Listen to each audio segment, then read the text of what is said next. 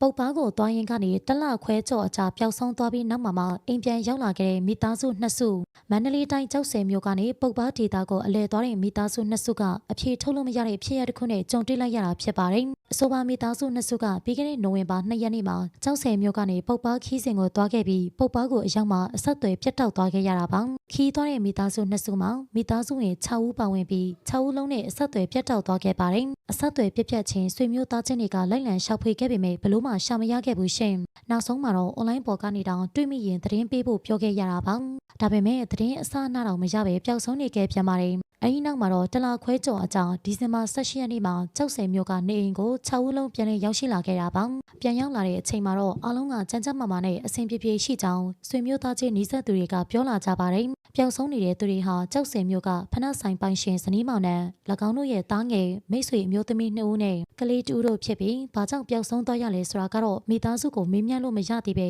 အဖြေပေးမရသေးလို့နားလည်ပေးဖို့သာပြောလာခဲ့တာပါ။ဒီကိစ္စနဲ့ပတ်သက်ပြီးလူတချို့ကတော့ထူးထူးဆန်းဆန်းဖြစ်ရအနေနဲ့သတ်မှတ်ကြပြီးနတ်ဖွက်တာလို့အချိန်ခီးသွားတာလို့နဲ့အမျိုးမျိုးခံမှန်းနေကြတာပါ။ဒါပေမဲ့ဒေသခံတချို့ကတော့အနီးနားမှာလက်နက်ကင်တပ်ဖွဲ့တွေရှိနေတာကြောင့်အဆိုပါအဖွဲ့တွေနဲ့ပတ်သက်နေမလားဆိုပြီးလည်းခံမှန်းနေကြပါတယ်။ပုပ်ပားကိုသွားပြီးတလခွဲကျော်အကြာပျောက်ဆုံးသွားတဲ့မိသားစုနှစ်စုရဲ့ဖြစ်ရပ်ပေါ်ဘလို့ထင်မြင်ကြလဲရှင်။